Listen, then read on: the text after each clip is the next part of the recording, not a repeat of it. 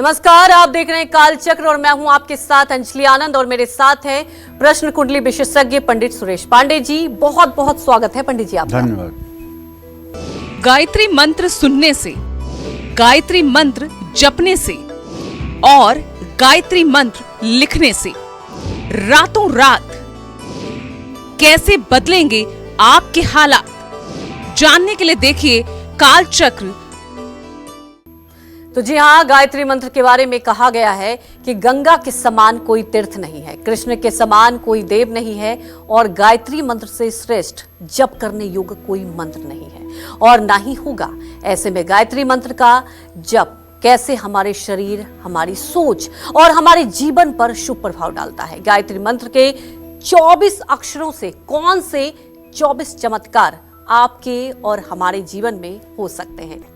तो मुझे लगता है कि आज कालचक्र आप सबके लिए बहुत महत्वपूर्ण है, क्योंकि गायत्री मंत्र के बारे में तो आप लोग हमेशा से सुनते आए हैं और कुछ लोग इसके बारे में जानते भी होंगे, लेकिन आज पंडित जी आपको विस्तार से बताएंगे इसके महत्व को। जी हाँ, गायत्री मंत्र की महिमा का गुणगान हर जगह किया जाता है।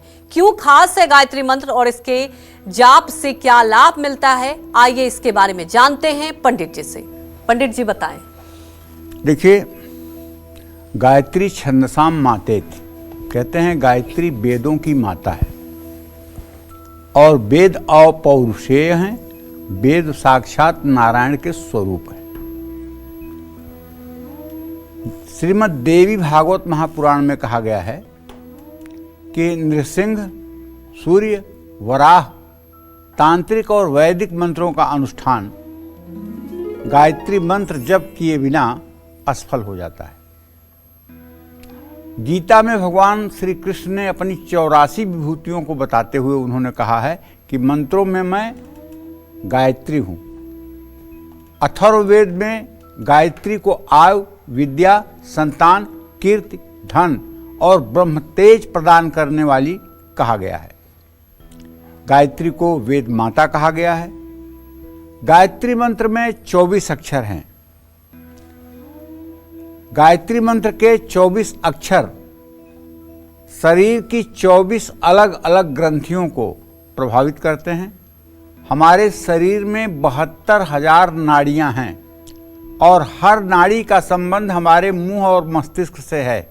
इसलिए जब भी हम कुछ अच्छा या बुरा बोलते हैं तो इसका हमारे शरीर पर तुरंत प्रभाव पड़ता है। ऐसे में गायत्री मंत्र का जप हमारे शरीर के क्रमशः 7 चक्रों को जागृत करता है। 7 चक्रों का मतलब है मूलाधार, स्वाधिष्ठान, मणिपूरक, अनाहत, विशुद्धि, आज्ञा चक्र, सहस्रार। इन 7 चक्रों को गायत्री मंत्र के द्वारा जागृत किया जाता है। इसके लिए अलग से प्रयास नहीं करना पड़ता है। गायत्री के साधक के ये 7 चक्र अपने आप एक्टिवेट हो जाते हैं और 72,000 नाड़ियों पर इसका शुभ प्रभाव पड़ता है, इसमें कोई संदेह नहीं है। और एक बात बताना चाहूँगा ध्यान से, कलिकाल में गायत्री मंत्र ही एक ऐसा मंत्र है कि आप कितने भी भयभीत स्थिति में हों, कितने भी डर की स्थिति में हों, मैं दावे के साथ कहता हूँ एक बार केवल गायत्री मंत्र बोल दीजिए। अगर आपका भय न समाप्त हो जाए तो आप कहिएगा। आपके इष्ट देवी देवता जिनकी आप रोज पूजा करते हैं, विपत्ति में आप उनको बुलाते मर जाएंगे, हो सकता है उनको आने में देर लग जाए, लेकिन गायत्री मंत्र एक बार बोल करके देखिए, एक बार केवल, उसका असर आपको तत्काल दिखाई देगा। हाँ, एक बात अलग है कि गायत्री की सिद्धि आसान नहीं है। 24 लाख मंत्र जप का एक पुरस्चरण होता है और गायत्री की सिद्धि के लिए 24 पुरस्चरण गायत्री मंत्र का जप करना पड़ता है, अर्थात 24 लाख के 24 पुरस्चरण। अगर कोई व्यक्ति पूरे 12 घंटे रोज जप करे तो उसकी ये साधना 16 सालों में बिना एक दिन बंद किए पूरी होगी, 16 वर्षों में। और गायत्री साधना के लिए बड़े कड़े नियम भी बताए गए हैं। जैसे गायत्री के साधक को ब्रह्मचर्य का पालन करना चाहिए, एकनिष्ठ ब्रह्मचारी होना चाहिए। गायत्री के साधक को एक वक्त केवल आहार ग्रहण करना चाहिए और गायत्री के जो साधक हैं, जो पुरस्चरण कर रहे हैं, जो 24 लाख का जप करेंगे, उनके लिए आवश्यक है गाय को साबुत जौ खिलाया जाता है। और वही जौ जब गाय के गोबर से बाहर आता है तो उसको जौ को छान करके गोबर से और उसका आटा बना करके और गाय के मट्ठे के साथ, छाछ के साथ उसी का सेवन गायत्री का उपासक करता है। गायत्री का उपासक जो होता है वो ब्रह्म तेज से परिपूर्ण होता है। लेकिन जब तक 24 पुरस्चरण गायत्री नहीं होती है तब तक गायत्री माता की सिद्धि नहीं होती है। और जब गायत्री माता की सिद्धि हो जाती है तो आप बोलिए क्या चाहिए आपको? ब्रह्म पद चाहिए, इंद्रासन चाहिए, इंद्र का पद चाहिए, जो चाहिए ले लीजिए। गायत्री के लिए कुछ भी असंभव नहीं इस चराचर जगत में। पंडित श्री राम शर्मा आचार्य का गायत्री सिद्ध, इसमें कोई संदेह नहीं। उन्होंने गायत्री को देश नहीं पूरे विश्व के कोने कोने में फैला दिया। आप विश्वास नहीं कर सकते, ऐसी ऐसी जगह गायत्री का जप हो रहा है जहां आप कभी कल्पना भी नहीं कर सकते। ये उनके सिद्धि का महात्म था। तो कहने का आशय ये है कि इस कलिकाल में जबकि लोग तुरंत फल की इच्छा रखते हैं, ऐसे में गायत्री की साधना बहुत कठिन बात है। एक लोग गायत्री की साधना श्री वृंदावन में रह करके करते थे और उन्होंने 23 पुरस्चरण गायत्री किया, लेकिन गायत्री सिद्ध नहीं हुई। वो बनारस चले गए कि गायत्री तो सिद्ध होने वाली नहीं है, बनारस चले गए। वहाँ उन्होंने साधना शुरू की, 2 घंटा उन्होंने जप किया, तुरंत काल भैरव प्रकट हो गए। वरदान मांगो जो मांगना हो। उन्होंने पूछा आप कौन हैं? मैं काल भैरव हूँ। तो भैरव हैं तो आइए मेरे सामने आइए, जो देना हो मेरे सामने आकर दीजिए। नहीं, मैं तुम्हारे सामने नहीं आ सकता हूँ। क्यों नहीं आ सकते हो? तुम्हारे अंदर गायत्री का इतना तेज है कि मैं उसे बर्दाश्त नहीं कर पाऊंगा। अच्छा, गायत्री का तेज तो मेरे अंदर है, तो फिर गायत्री सिद्ध क्यों नहीं हुई? कहें बोले कि सिद्ध होने वाली थी, एक पुरस्चरण और तुम करते तो गायत्री सिद्ध हो जाती। तो बोले अच्छा, अब आपसे मुझे कुछ नहीं चाहिए, आप जाइए, अब मैं फिर जा रहा हूँ। और फिर वो वृंदावन आकर के 24वां पुरस्चरण अपना पूरा किए और पूर्ण करके गायत्री माता का साक्षात्कार किए। तो ये बात ध्यान देने योग्य है, गायत्री एक बार भी करने से लाभ देती है, लेकिन इसकी सिद्धि वो परम सिद्ध की अवस्था होती है, विश्वामित्र के कोट की अवस्था होती है। जैसे विश्वामित्र ने एक नए स्वर्ग की रचना शुरू कर दी थी और त्रिशंकु को सशरीर उन्होंने स्वर्ग भेजा था। ये गायत्री मंत्र का तप है।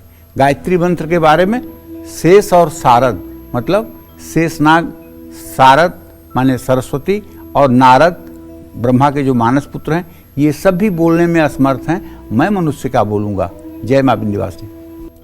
तो जी हाँ, आज कालचक्र में आपको बहुत सारी जानकारियां मिलेगी और इसलिए कहीं मत जाइए, लगातार आप कालचक्र देखते रहिए, क्योंकि गायत्री मंत्र एक ऐसा मंत्र है जो बचपन से ही हम लोग सुनते आ रहे हैं। लेकिन आज पंडित जी आपको उसके चमत्कार के बारे में बताएंगे, उसके महत्व के बारे में बताएंगे।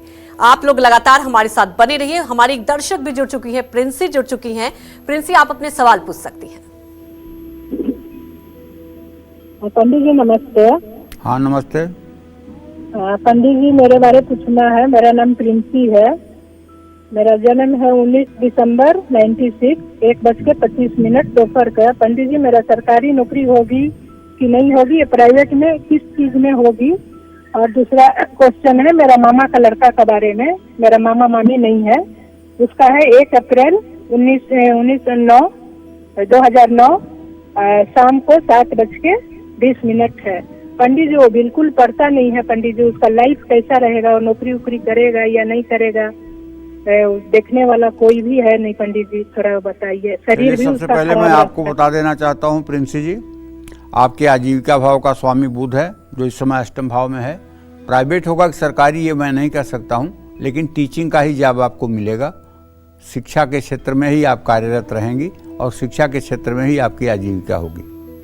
जहाँ तक आपने अपने मामा के बेटे के बारे में प्रश्न पूछा है, तो प्रिंसी मैं बताना चाहूँगा कि आपके मामा के पुत्र भाव का स्वामी बुध है और उससे विद्या भाव का स्वामी शुक्र है।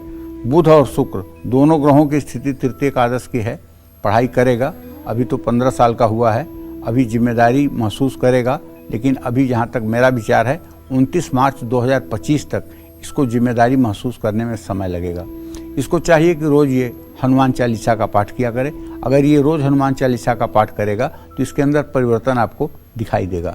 जय मां विंध्यवासिनी। तो गायत्री मंत्र का नियमित जप करने से शरीर को क्या लाभ होता है, शरीर में गायत्री मंत्र किस तरह प्रभाव डालता है, ये जान लेते हैं। पंडित जी बताएं। और पंडित जी, गायत्री मंत्र की बात की जाए, ये मंत्र भी इतना आसान है कि हर कोई इस मंत्र का उच्चारण कर लेता है, और आज आप इसके महत्व के बारे में बता रहे। कई बार हम लोग मंत्र का जप तो कर लेते हैं लेकिन उसके महत्व के बारे में नहीं समझ पाते। देखिए, गायत्री मंत्र का महत्व बताने में तो शेष और शारद नहीं सामर्थ्यवान है। हम क्या बताएंगे। हाँ, हमने जितना रस पाया है, जो हमने मतलब कि अध्ययन किया है, जो हमारे अनुभव में आया है, वो मैं जरूर अपने शब्दों में कह सकता हूँ। पंडित जी, एक मेरे मन में सवाल है। आज हम गायत्री मंत्र के चमत्कार के बारे में बता रहे हैं, तो क्या अगर कोई भी मंत्र का जप नहीं कर पाए, जैसे मैं अपना एग्जाम्पल देती हूँ, ऐसे कई लोग होते हैं जो मंत्रों के बारे में बहुत ज्यादा जानकारी नहीं रखते, अगर गायत्री मंत्र ही सिर्फ वो डेली उच्चारण कर ले तो क्या उन्हें लाभ मिल जाए? कुछ करने की जरूरत नहीं।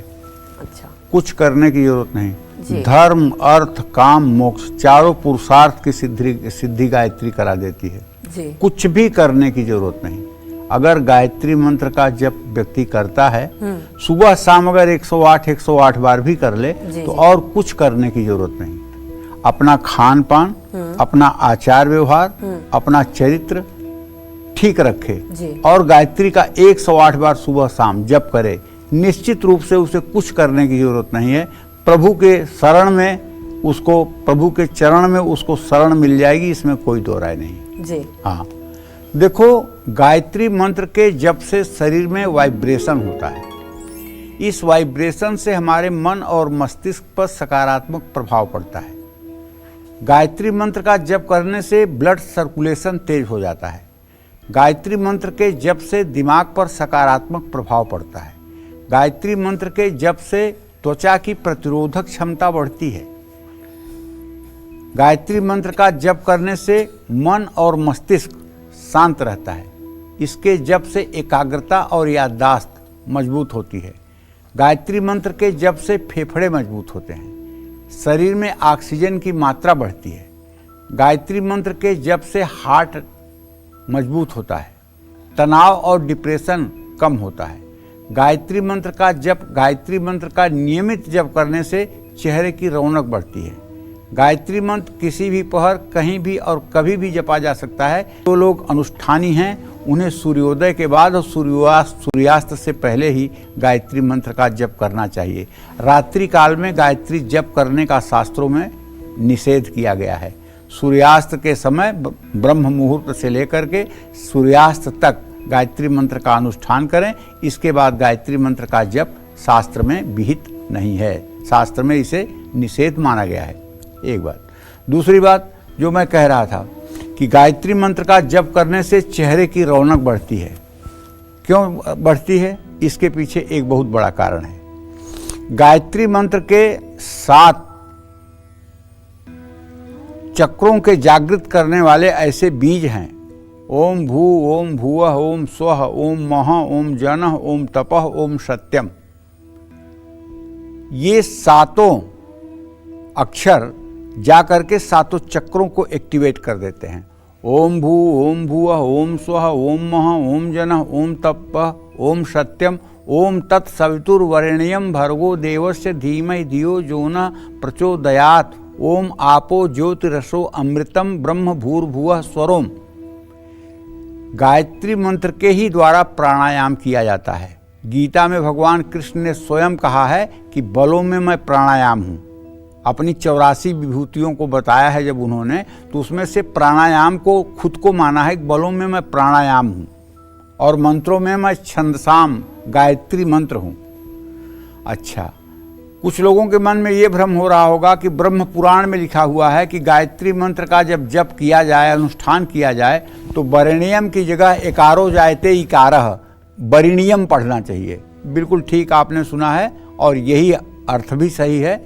अगर गायत्री मंत्र का आप ज़्यादा अनुष्ठान करते हैं, एक माला से ज़्यादा करते हैं, तो आपको मंत्र पढ़ना चाहिए ओम भूर्भुवः स्वः तत्सवितुर्वरेण्यं भर्गो देवस्य धीमहि धियो यो नः प्रचोदयात्। और अगर आप एक माला जप करते हैं तो आपको पढ़ना चाहिए ओम भूर्भुवः स्वः तत्सवितुर्वरेण्यं भर्गो देवस्य धीमहि धियो जो नः प्रचोदयात्। ब्रह्म पुराण में तो लिखा हुआ है कि अगर एकार को इकार न किया जाए तो ब्रह्म हत्या का दोष लगता है, ऐसा कुछ हमारे ब्रह्म पुराण का कथन है। तो देखिए, जब हम प्राणायाम करते हैं, मार्कंडेय पुराण के 36वें अध्याय में योग चर्चा है। योग चर्चा में लघु, मध्यम और उत्तम प्राणायाम की चर्चा है। श्वास को खींचना, श्वास को रोकना और श्वास को छोड़ना, पूरक, कुंभक, रेचक, ये नाड़ी शोधन जो प्राणायाम है, इसमें गायत्री की 9 व्याहृतियाँ होती हैं। वो 9 व्याहृतियाँ क्या है? ओम भू ओम भू ओम स्व ओम महा ओम जन ओम तप ओम सत्यम ओम तत्सवितुर्वरेण्यं भर्गो देवस्य धीमहि धियो जो नः प्रचोदयात्। ओम आपो ज्योतिरसो अमृतम ब्रह्म भूर्भुवः स्वरोम। 3 बार नाभि पर भगवान विष्णु का ध्यान करते हुए, 3 बार हृदय पर भगवान ब्रह्मदेव का ध्यान करते हुए और 3 बार भ्रिकुटी पर भगवान शिव का ध्यान करते हुए 9 आवृत्ति एक ही प्राणायाम के श्वास में ये मंत्र जप किया जाता है। और नाभि पर भगवान विष्णु का 6 दल वाले नीले कमल के फूल पर कल्पना की जाती है और 16 दल कमल का भूरे रंग का पुष्प है, उस पर भगवान चतुर्मुख ब्रह्मा का ध्यान किया जाता है। द्विदल सफेद पंखुड़ियों वाला कमल है जिस पर भगवान शिव का ध्यान किया जाता है।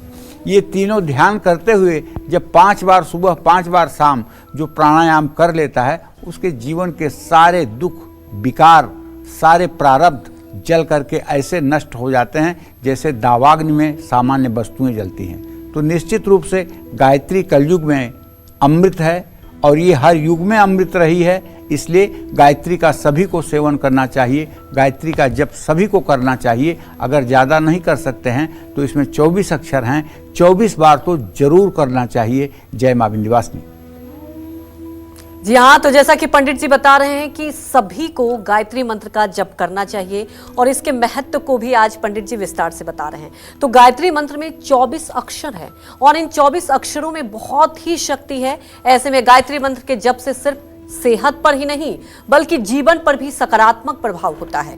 किस परेशानी में कैसे करें गायत्री मंत्र का जप, आइए ये भी जान लेते हैं पंडित जी से। पंडित जी बताएं। गायत्री मंत्र के 24 अक्षरों में 24 बीज मंत्र हैं और इसलिए अलग अलग परेशानियों में अलग अलग बीज मंत्र का संपुट गायत्री मंत्र के साथ लगाकर जप करने से परेशानियों से मुक्ति मिलती है। जैसे जिन लोगों को विरोधियों के कारण अपने जीवन के हर क्षेत्र में परेशानियों का सामना करना पड़ रहा है, उनको मंगलवार, रविवार या अमावस्या को लाल रंग के कपड़े पहनकर माँ गायत्री का ध्यान करते हुए क्लीम ओम भूर्भुवः स्वः तत्सवितुर्वरेण्यं भर्गो देवस्य धीमहि धियो यो नः प्रचोदयात् क्लीम, इस गायत्री मंत्र का 108 बार जप करना चाहिए। विरोधियों पर विजय मिलेगी, दोस्तों से रिश्ते अच्छे रहेंगे, परिवार में एकता रहेगी, कानूनी मामलों में जीत मिलेगी।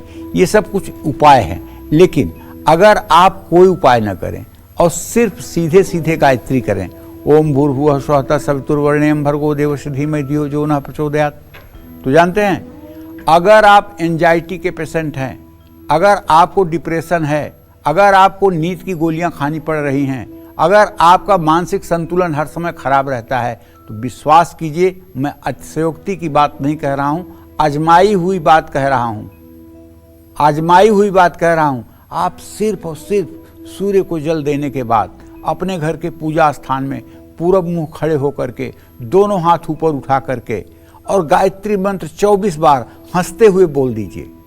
मैं दावा करता हूं पहले दिन से अगर आपकी एंजाइटी कम न होने लगे तो आप बताइएगा। आप तंत्र मंत्र, जादू, टोना टुटका, भूत प्रेत, पिशाच, इन बाधाओं से अगर ग्रसित हैं तो आप सिर्फ और सिर्फ 3 बार गायत्री मंत्र पढ़ करके और जल में फूंक लगा करके उस जल का आप पान कर लीजिए। अगर तत्काल आपको राहत तब मिल जाए तो आप बताइएगा। गायत्री मंत्र बहुत चमत्कारी मंत्र है।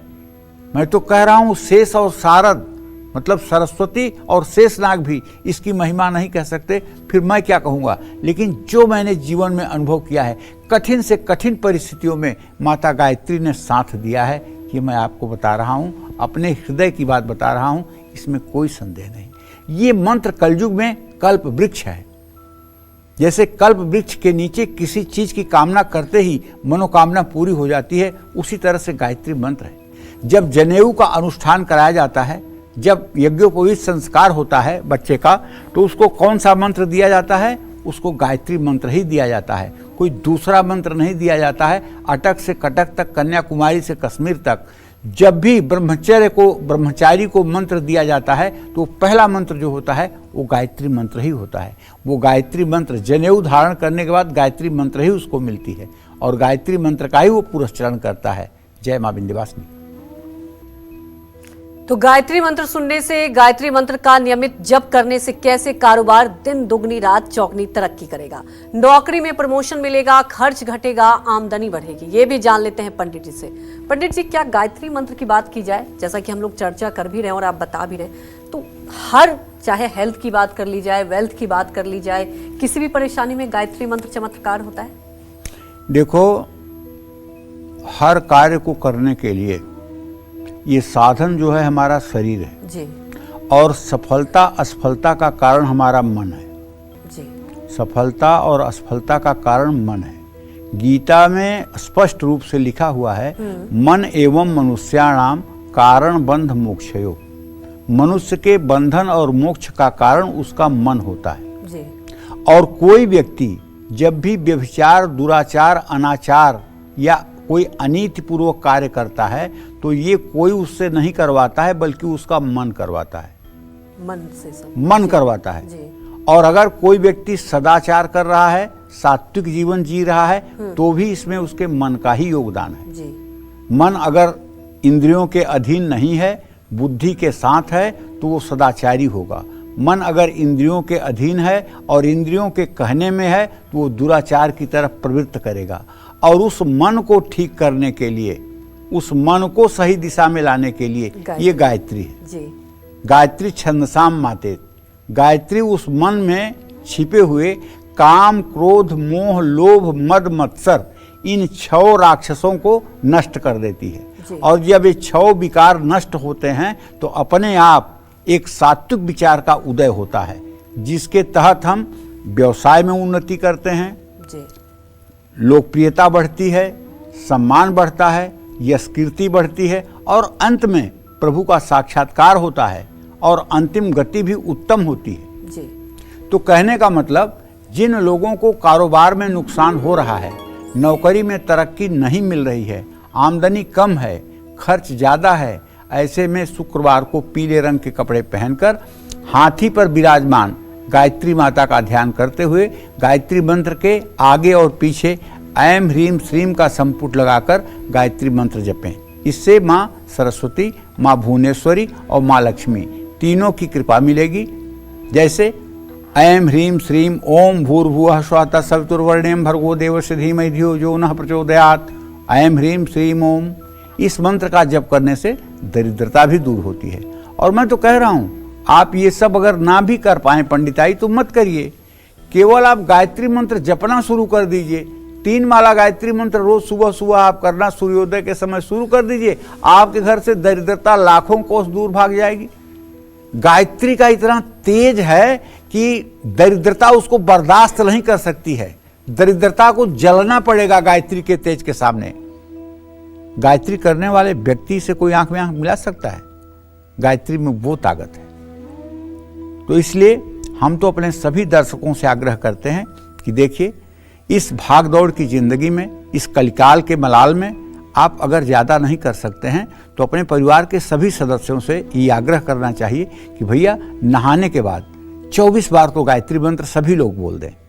अगर 24 बार गायत्री मंत्र बोलेंगे तो इसमें ज़्यादा से ज़्यादा 2 मिनट का समय लगेगा। और अगर आप 50 साल के ऊपर आपकी उम्र हो गई है और भगवान आपके पास थोड़ा सा समय दिए हैं कि आप पूजा पाठ कर सकते हैं, तो अगर गायत्री मंत्र का अजपा जप करें। अजपा जप कैसे होता है जानते हैं? ओम भूर्भुवः स्वः तत्सवितुर्वरेण्यं, ये सोचते हुए श्वास को नाभि तक ले जाएं।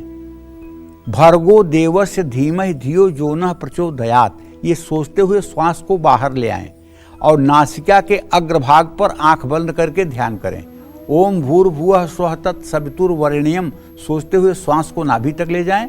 भर्गो देवस्य धीमहि धियो यो नः प्रचोदयात्, सोचते हुए श्वास को बाहर ले आएं। ये क्रम अगर आपने कर लिया और 12 माला या 24 माला आपने जप कर लिया तो आप इसका परिणाम 40 दिन में देखिए। आपके चेहरे की कांति करोड़ों सूर्य के समान दमकेगी। एंजाइटी और डिप्रेशन जैसी कोई प्रॉब्लम आपके जीवन में हो ही नहीं सकती। चाहे जितना आप ओसीडी के पेशेंट हैं, बाइपोलर डिसऑर्डर के पेशेंट हैं, एंजाइटी है, किसी भी प्रकार का रोग है, अगर गायत्री की साधना शुरू हो जाए तो सारे रोग ध्वस्त हो जाते हैं। इसमें कोई दो राय नहीं। मार्कंडेय पुराण के 36वें अध्याय में बहुत स्पष्ट रूप से लिखा हुआ है कि जब गायत्री मंत्र के द्वारा प्राणायाम किया जाता है तो उसकी 4 अवस्थाएं होती हैं, जिसकी पहली अवस्था ध्वस्ती होती है। ध्वस्ती का मतलब जो शरीर के हर प्रकार के विकारों को नष्ट करता है उसको ध्वस्ती कहते हैं। आप भी अगर शारीरिक रोग से और शारीरिक पीड़ा से व्यथित हैं तो आपको भी गायत्री का अनुष्ठान करना चाहिए। जय मां विंध्यवासिनी। किसी भी वैदिक मंत्र का अनुष्ठान बिना गायत्री मंत्र के जप के पूरा नहीं हो पाता। गायत्री मंत्र महामंत्र है, इसलिए आज पंडित सुरेश पांडे जी हमें बता रहे हैं कि कैसे गायत्री मंत्र का जप करने से न सिर्फ अच्छी सेहत मिलती है बल्कि जीवन में कई परेशानियां भी दूर हो जाती है।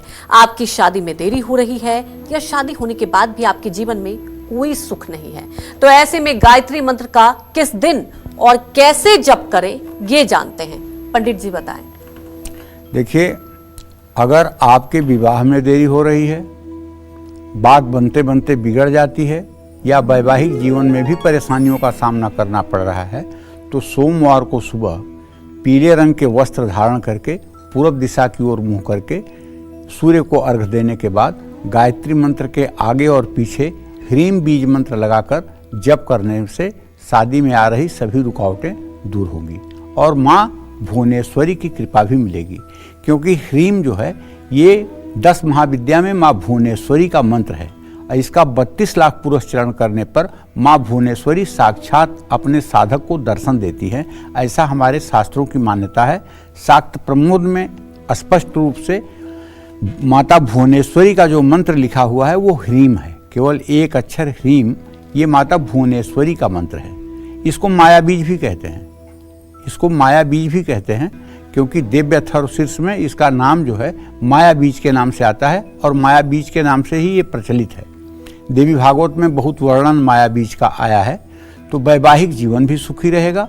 जैसे ह्रीम ओम भूर्भुवः स्वः तत्सवितुर्वरेण्यं भर्गो देवस्य धीमहि धियो यो नः प्रचोदयात् ह्रीम, ये मंत्र ये विवाह के अवरोध को दूर करता है और उत्तम जीवन साथी या उत्तम जीवन संगिनी की प्राप्ति कराता है। जय मां विंध्यवासिनी। अगर आपके जीवन में संतान सुख नहीं है, बच्चे बीमार रहते हैं या आपको इज्जत नहीं देते, तो आपको इस परेशानी से भी मिल सकती है मुक्ति। संतान सुख पाने के लिए आपको कब और कैसे करना है गायत्री मंत्र का जप, ये भी जान लेते हैं पंडित जी से। बताएं पंडित जी। देखिए, मैं तो कह रहा हूं कि इस चराचर जगत में देवी प्रपन्नार्ति हरे प्रसीद प्रसीद विश्वेश्वरी पाहि विश्वम त्वमेश्वरी देव चराचरस्य। देवी प्रपन्नार्ति हरे प्रसीद प्रसीद विश्वेश्वर पाहि विश्वम त्वमेश्वरी देवी चराचरस्य। ये चराचर जगत में यही गायत्री माता व्याप्त हैं। इस चराचर जगत में यही गायत्री माता व्याप्त हैं। इस अणु अणु में, इस प्रत्येक परमाणु में गायत्री की शक्ति है। पूर्व जन्म के प्रारब्ध के अनुसार जन्म कुंडली में पंचम भाव दूषित होने पर, पंचमेश के अस्त होने पर लोगों को संतान सुख में बाधा पहुंचती है। कुंडली में सूर्य और मंगल का अष्टम भाव में जाने पर, कुंडली में केतु के पंचम भाव में जाने पर, एकादश भाव में राहु जाने पर, मंगल राहु की युति होने पर संतान सुख में विलंब होता है, संतान सुख की प्राप्ति नहीं हो पाती है।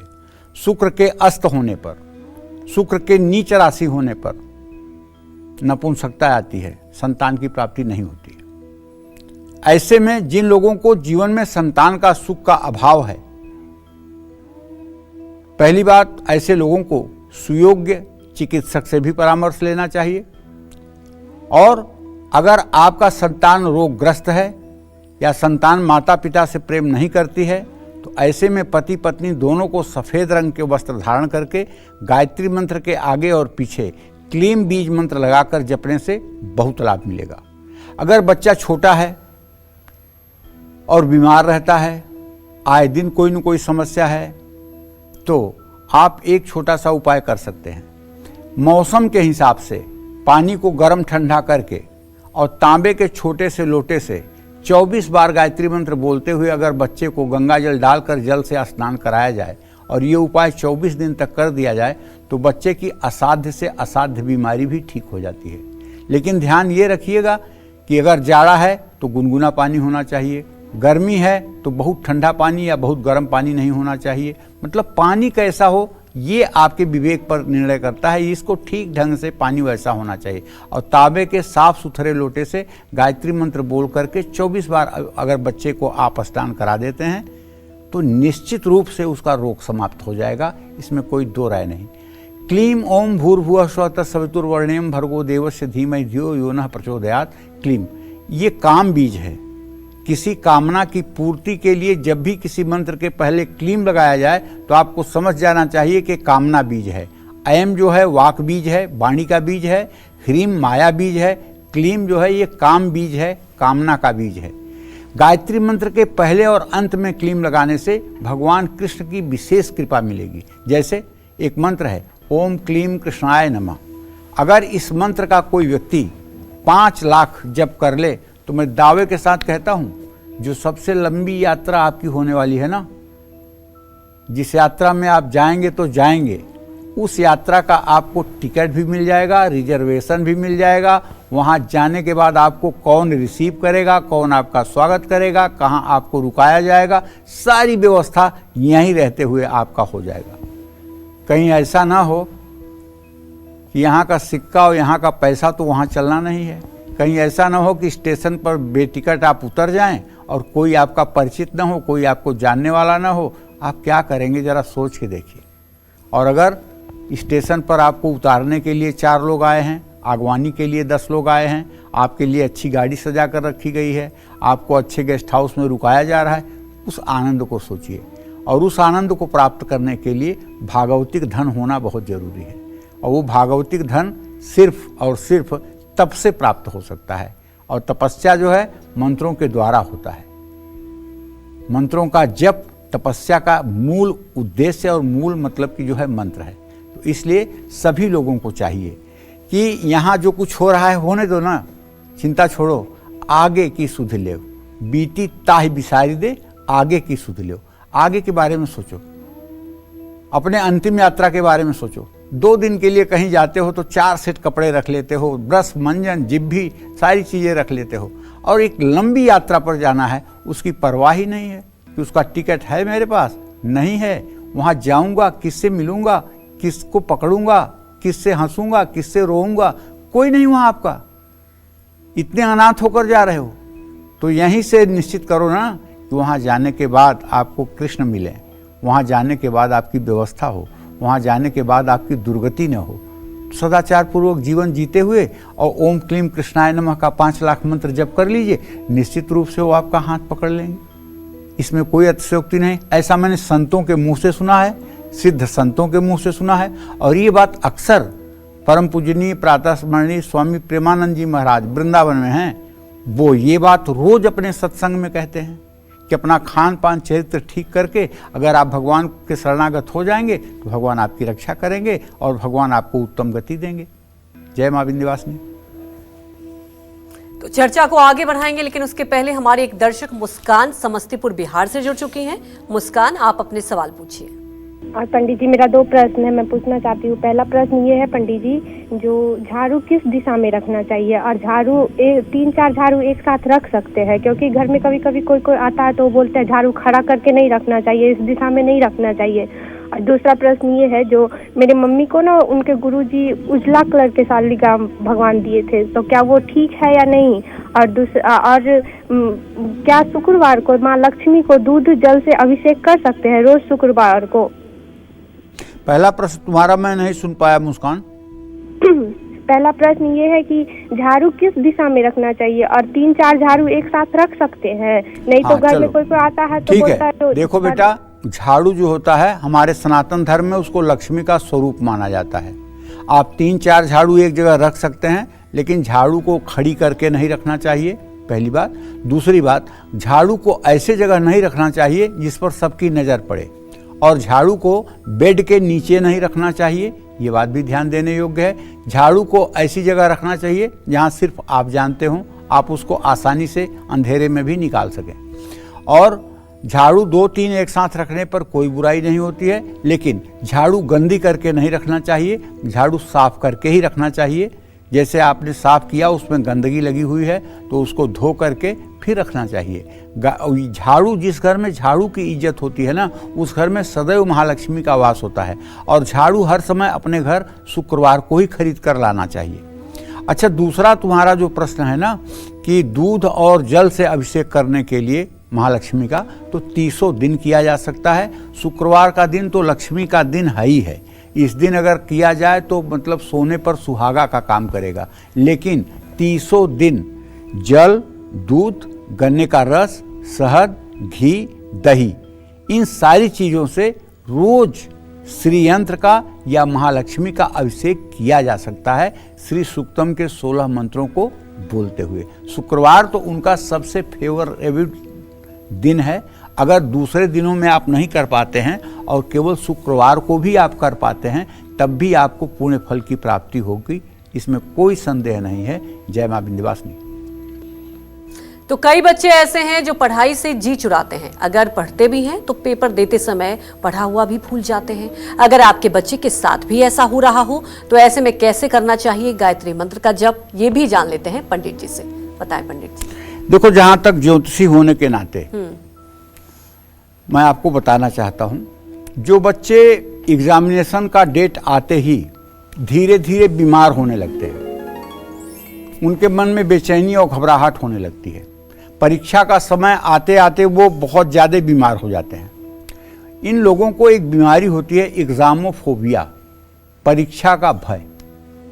और जिन लोगों की कुंडली में सूर्य या चंद्रमा दूषित होता है, उन्हीं बच्चों के अंदर ये कमी पाई जाती है। सूर्य राहु के साथ है, सूर्य नीच राशि में है, सूर्य नीचांशक में है, सूर्य शनि के साथ है, सूर्य पर राहु शनि की दृष्टि है, सूर्य केतु के साथ है, सूर्य शत्रुगृही है, सूर्य नीच के नवमांश में है, तब उस बच्चे के साथ ये समस्या होगी एग्जामोफोबिया की। या चंद्रमा शनि के साथ है, या चंद्रमा पर शनि की दृष्टि है, या चंद्रमा केतु राहु से युक्त है, तो भी ये समस्या होगी परीक्षा के समय में। इससे बचने का जो उपाय है वो तो ये है कि गायत्री मंत्र तो है ही है उपाय, लेकिन गायत्री मंत्र के साथ साथ अगर सूर्य के वैदिक मंत्रों का ओम कृष्णेन रजसा वर्तमानो निवेशयन्न अमृतं मृतं च हिरण्येन सविता रथेन देवो जाति भुवनानि पश्यन्न, इस मंत्र का बच्चा स्वयं अगर 10 माला 31 दिन जप कर ले तो जिंदगी भर के लिए ये दोष ठीक हो जाता है। और नहीं तो ब्राह्मणों को बुलाकर 12 ब्राह्मणों से इस मंत्र का 31,000 जप करवा करके हवन तर्पण मार्जन करवाने से, ब्राह्मणों को भोजन कराने से बच्चे की निगेटिविटी तत्काल दूर हो जाती है, इसमें कोई दो राय नहीं है। और अगर पढ़ाई में मन नहीं लगता है, एकाग्रता बहुत कमज़ोर होने से मन भटकता है, जो पढ़ते हैं वो लिख नहीं पाते हैं, तो ऐसे बच्चों को हर दिन गायत्री मंत्र का जप करना चाहिए। ज़्यादा परेशानी हो तो गायत्री मंत्र के आगे और पीछे ऐंग बीज मंत्र, देखिए सरस्वती का बीज मंत्र है, लगाते हुए गायत्री मंत्र जपना चाहिए। ऐम ओम भूर्भुवः स्वः तत्सवितुर्वरेण्यं भर्गो देवस्य धीमहि धियो यो नः प्रचोदयात्। ऐंग बीज मंत्र जो है माँ सरस्वती का ही बीज मंत्र है, ठीक है। नवाड़ मंत्र में आता है ना, ओम ऐम ह्रीम क्लीम चामुंडाय बिच्चे, ये 9 अक्षर के मंत्र जो है नवाड़ मंत्र हैं। ये देवी भागवत में वर्णन आता है कि भगवान कृष्ण की प्राण स्वरूपा देवी राधा हैं और बुद्धि स्वरूपा देवी दुर्गा हैं। और राधा का मंत्र है श्री राधाय स्वाहा और दुर्गा का मंत्र है ऐम ह्रीम क्लीम चामुंडाय विच्चे। ओम पहले लगा लीजिए, प्रणव है, और अंत में नमः लगा लीजिए, पल्लव है, इसमें दोष नहीं होगा। ऐसा ही दुर्गा कल्पद्रुम में लिखा हुआ है, उसका प्रमाण है। तो विज्ञा ज्ञान और वाक सिद्धि मिलेगी ये सब उपाय करने से, और आप प्रसन्न चित्त होकर जीवन व्यतीत करेंगे। तो जिन लोगों की सेहत बहुत खराब है, दवाई खाकर भी आराम नहीं मिल रहा है, ऐसे लोगों को गायत्री मंत्र के जप से कैसे लाभ मिल सकता है, ये जानते हैं। पंडित जी, हेल्थ के लिए तो मुझे लगता है कि सबसे पहले हर कोई चाहता है कि उसका हेल्थ अच्छा हो, तो ये भी जरा आप बताएं कि उसे किन स्थितियों में और कैसे जप करना चाहिए। किसी रोग के कारण अगर आप परेशान हैं तो गायत्री उसके लिए अमोघ औषधि है। जी।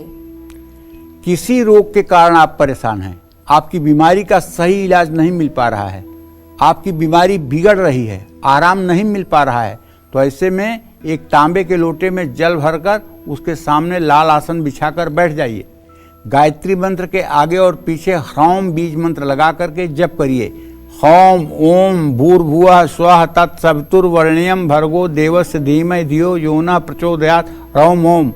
इस बीज मंत्र के जप से भगवान शिव की कृपा मिलेगी, अकाल मृत्यु का योग और रोग दोनों समाप्त हो जाएगा, इसमें कोई संशय की संभावना नहीं है। हाँ, अगर आपको सफ़ेद दाग है, अगर आपको चर्म रोग है, अगर आप सिरोसिस से परेशान हैं, अगर आपके शरीर में एक्जिमा है, अपरस है, तो आप गायत्री मंत्र से 108 आहुति सूर्योदय के समय तांबे के हवन कुंड में नीम की लकड़ियां जला करके और घी 4 चम्मच, काला तिल 1 चम्मच, शहद 1 चम्मच, चीनी 1 चम्मच, चांदी के चम्मच से मिलाकर 108 आहुति हवन करिए जलती हुई अग्नि पर।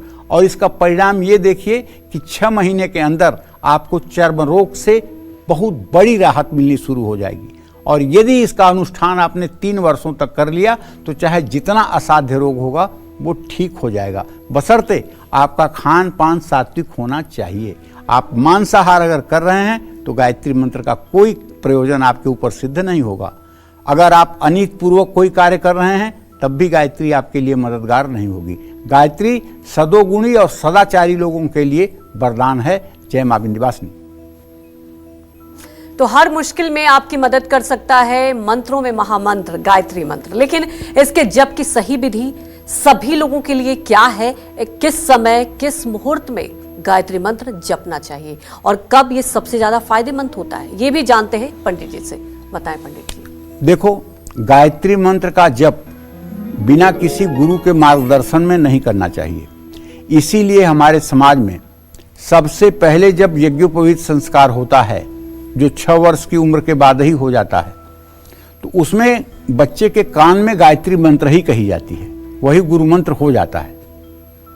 तो गायत्री मंत्र का जप सुबह और शाम दोनों समय किया जा सकता है, लेकिन सूर्यास्त के बाद गायत्री करना निषेध है।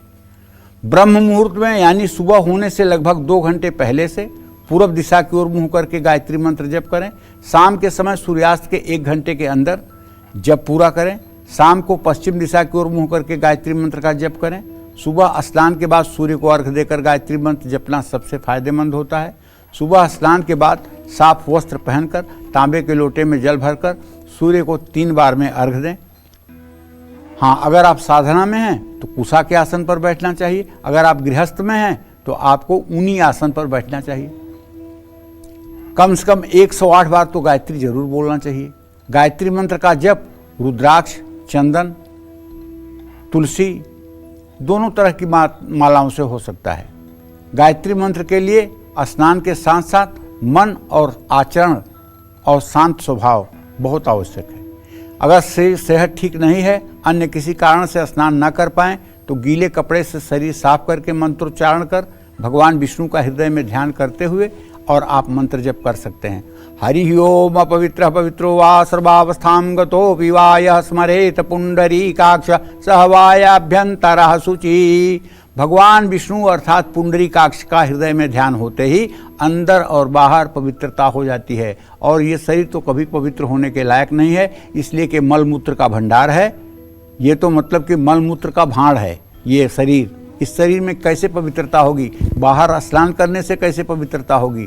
हर समय मलमूत्र बनता रहता है। इसलिए जब तक भगवान विष्णु पुंडरीकाक्ष का हृदय में ध्यान नहीं होगा तब तक भीतर बाहर शुद्धि नहीं होगी। इसलिए हर साधक को चाहिए कि भगवान श्री हरि विष्णु का हृदय में ध्यान करते हुए वो अपने पूजा पाठ के कार्यक्रम को आगे बढ़ाए, इससे सफलता मिलेगी। जय मां विंध्यवासिनी।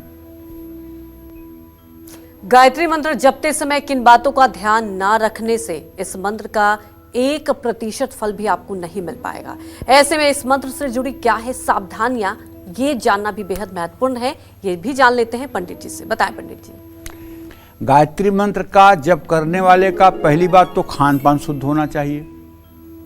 जिन लोगों का सात्विक खान पान नहीं है वो भी गायत्री मंत्र जप तो कर सकते हैं, क्योंकि ऐसा माना जाता है कि इस मंत्र के असर से ऐसा व्यक्ति भी शुद्ध और सद्गुणी बन सकता है। बिना स्नान किए, बिना धुले कपड़े पहनकर गायत्री मंत्र जप नहीं करना चाहिए। आप जिस माला से गायत्री मंत्र का जप कर रहे हैं, जिस आसन पर बैठकर मंत्रोच्चारण कर रहे हैं, हर रोज उसी माला और उसी आसन का आपको उपयोग करना चाहिए। आपका माला और आपका आसन दूसरा कोई उपयोग न करे। गायत्री मंत्र का जप हर समय एकांत में करना चाहिए। जप के समय ध्यान मुद्रा में रहना चाहिए। और एक बात और बता रहा हूँ, गायत्री का अगर आप साधना कर रहे हैं ना, तो गायत्री की 24 जो है वो मुद्राएं हैं। 16 मुद्रा गायत्री जप करने के पहले दिखाई जाती है और 8 मुद्रा गायत्री मंत्र के जप के बाद दिखाई जाती है। आपको ये जब मैं कार्यक्रम में बताऊंगा तो इसमें बहुत लंबा समय लग जाएगा जब सारी मुद्रा दिखाऊंगा। इसके लिए आप नित्य कर्म पूजा प्रकाश नाम की एक पुस्तक है गीता प्रेस की, उसको ले लीजिएगा। 40-45 रुपए की मिलती है। उसमें 16 मुद्राओं के चित्र बने हुए हैं और कैसे वो मुद्राएं प्रदर्शित की जाती हैं, और 8 मुद्राएं जो अंत में हैं वो कैसे मुद्राएं बनाई जाती हैं, ये भी आप देख लीजिएगा। इससे आपको विशेष विशेषज्ञता हासिल होगी और आपके मनोरथ को पूर्ण होने में देर नहीं लगेगा।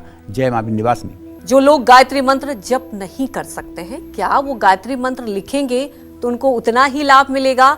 गायत्री मंत्र लिखने के क्या है लाभ, ये जान लेते हैं। पंडित जी बताएं। देखिए, भगवान राम ने सबरी को जब अपनी नवधा भक्ति बताई है जी, तो भगवान राम ने 5वीं भक्ति के रूप में बताया है, मंत्र जाप मम दृढ़ विश्वासा पंचम भगत सुवेद प्रकाशा। मतलब मेरी 5वीं भक्ति जो है वो मंत्र में है। जो दृढ़ विश्वास करके मंत्रों का जप करते हैं, मंत्रों का लेखन करते हैं, मंत्रों का मनन करते हैं, ये मेरी 5वीं भक्ति है और मैं उसे सहज स्वीकार करता हूँ। ठीक है जी। तो मंत्र जाप की तुलना में मंत्र लेखन का फल 100 गुना ज़्यादा मिलता है, क्योंकि मंत्र लेखन में हाथ, आँख, मन और मस्तिष्क ये रम जाते हैं, जिससे चित्र एकाग्र हो जाता है और एकाग्रता बढ़ती चली जाती है। जिस स्थान पर बैठकर व्यक्ति हर रोज मंत्र लिखता है, वहाँ एक सूक्ष्म शक्ति के प्रभाव से एक सकारात्मक और दिव्य वातावरण का निर्माण होता है, जो व्यक्ति को साधना के क्षेत्र में सफलता प्राप्ति के लिए सिद्धि करने वाला होता है। मंत्र लेखन से चिंताएं खत्म होती हैं और मन शांत रहता है। मंत्र योग का ये तरीका मंत्र जप की तुलना में ज़्यादा फायदेमंद है। एक बात आपको बताऊं, अगर आपको ये महसूस होता है कि घर के बाहर आप रहते हैं तो खुश रहते हैं और घर में जाते ही आप उदास हो जाते हैं, घर का निगेटिव वाइब्रेशन है, तो आप घबराइए मत। आप पूरी श्वास को भरिए और उद्गीत प्राणायाम करिए। पूरी श्वास को भरना, ओम,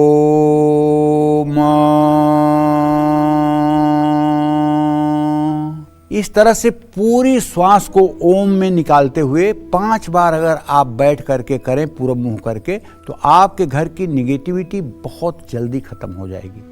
और ये विद्यार्थियों के लिए रामबाण उपाय है। विद्यार्थी जहाँ पढ़ते हैं वहाँ उन्हें 5 बार सुबह 5 बार शाम उद्गीत प्राणायाम करना चाहिए, जिससे उनकी आसन सिद्धि हो जाए और वो ज़्यादा समय तक बैठ करके पढ़ पाएँ। नहीं तो होता क्या है, 15-20 मिनट बच्चा बैठ पाता है, उसके बाद उठकर कभी बाथरूम जाता है, कभी किचन में जाता है, कभी मम्मी पापा के पास जाता है, मतलब वो बैठ नहीं पाता है, उसकी आसन सिद्धि नहीं होती है। और जब तक आसन सिद्धि नहीं होती है तब तक वो चाहे पढ़ाई हो चाहे साधना हो, कहीं भी सिद्धि नहीं मिलती है। आसन सिद्धि होना बहुत ज़रूरी है और आसन सिद्धि के लिए ये उद्गीत प्राणायाम अगर आप करेंगे, वहाँ का वायुमंडल अगर सकारात्मक होगा तो निश्चित रूप से आपका मन लगेगा और आप प्रसन्नतापूर्वक पूरे आह्लाद के साथ आप बैठ करके अध्ययन भी करेंगे, साधना भी करेंगे। इसलिए सभी लोगों को चाहिए कि चाहे आप साधना के क्षेत्र में हैं और चाहे आप पढ़ाई के क्षेत्र में हैं, आपको गायत्री मंत्र का जप का आश्रय लेना चाहिए और ओंकार से आपको उद्गीत प्राणायाम करना चाहिए। प्रातः और सायंकाल दोनों समय ये उपाय करने से निश्चित रूप से सफलता मिलती है। जहाँ तक गायत्री मंत्र लिखने की बात है, देखिए जब आप लिखते हैं तो एक एक अक्षर जब आप लिखते हैं तो एक एक अक्षर पर आपका ध्यान जाता है, और जब आपकी ध्यान की ऐसी तन्मयता होती है, जितने समय तक आप लिखते हैं, ये तन्मयता, ये एकाग्रता आपको निश्चित रूप से भगवत प्रेम में और ज़्यादा मदद करती है। जय मां विंध्यवासिनी। तो गायत्री मंत्र लिखना, गायत्री मंत्र जपने से भी ज्यादा फायदेमंद है, लेकिन क्या इससे जुड़े भी कुछ अहम नियम हैं जिनका ध्यान हर किसी को रखना चाहिए? ये पंडित जी से जान लेते हैं। पंडित जी, जब आप बता रहे थे मंत्र का जप करना, तब भी कई नियम आपने बताए, तो लिखने के लिए भी अहम नियम है? देखिए, लिखने के लिए भी नियम है जी। लिखने के लिए एक कॉपी ले लीजिए, उसमें लाल या नीले रंग की स्याही वाली पेन से शुद्धता पूर्वक पूरब की तरफ मुंह करके आप गायत्री मंत्र जो है जप करिए, लिखिए। और जब 24,000 मंत्र पूरे हो जाएं तो ये कॉपी गायत्री मंदिर में भेंट कर दीजिए। मंत्र लेखन करते समय किन बातों का ध्यान रखना चाहिए, ये भी ध्यान दीजिए। लेखन करते समय गायत्री मंत्र के अर्थ का मन ही मन चिंतन करें। मंत्र लेखन में जल्दबाजी न करें, स्पष्ट और शुद्ध मंत्र लेखन करें। जैसे किताब में मंत्र लिख रहे हैं, उसकी शुद्धता का ध्यान रखें। मंत्र लेखन किसी भी समय किसी भी स्थिति में अस्वस्थ व्यक्ति भी कर सकते हैं। जय मां विंध्यवासिनी। तो चलिए अब बात कर लेते हैं आज के लकी ईमेल कुंडली विजेता की। आज के हमारे ईमेल कुंडली विजेता हैं गाजियाबाद के रहने वाले उत्कर्ष राज, और इनकी माता संगीता जी हमारे साथ फोन लाइन पर मौजूद है। संगीता जी, आप क्या पूछना चाहती हैं उत्कर्ष के लिए? आप पूछ सकती हैं। प्रणाम पंडित जी। हाँ, सदा सुखी रहिए। मैं अपने बेटे के बारे में पूछना चाहती हूँ। जी, उसका जन्म समय बताइए, जन्म तिथि बताइए।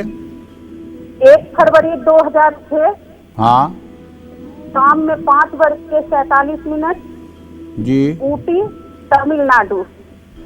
बेटे का जान लीजिए। आपके बेटे का जन्म कर्क लग्न में हुआ है, कुंभ राशि है इसकी, पूर्वा भाद्रपद नक्षत्र में पैदा हुआ है, और इस समय शनि में राहु की अंतर्दशा चल रही है। ये दशा बिल्कुल सेहत के लिए, भाग्य के लिए, पढ़ाई के लिए ठीक नहीं होती है। और ये बात भी जान लीजिए कि इस बच्चे का बुध ग्रह अस्त है, इसलिए पढ़ाई में इसे जितना चमत्कार करना चाहिए कर नहीं पा रहा है। लेकिन मंगल की पूरी दृष्टि है पंचम भाव पर, इसलिए पढ़ाई पूरा कर लेगा, कोई चिंता की बात नहीं है। और हाँ, ये भी बात जानने योग्य है कि अभी शनि की महादशा चल रही है। शनि इसकी कुंडली में सप्तमेश अष्टमेश है, मार्केश भी है, और मृत्यु भाव का स्वामी भी है, लग्न में है। तो ऐसे बच्चों का स्वास्थ्य आए दिन कुछ न कुछ खराब होता रहता है। तो ऐसे बच्चों की शनि शांति भी करानी चाहिए। शनि की शांति कराने के बाद निश्चित रूप से राहत मिलती है। और शनि का दान जैसे सरसों का तेल, काला कपड़ा, उड़द की दाल, सिक्के, ये सब शनिवार के दिन किसी भिखारी को या शनि मंदिर में दान देना चाहिए। जय मां विंध्यवासिनी। और आप शुरुआत करते हैं अपने खास सेगमेंट की।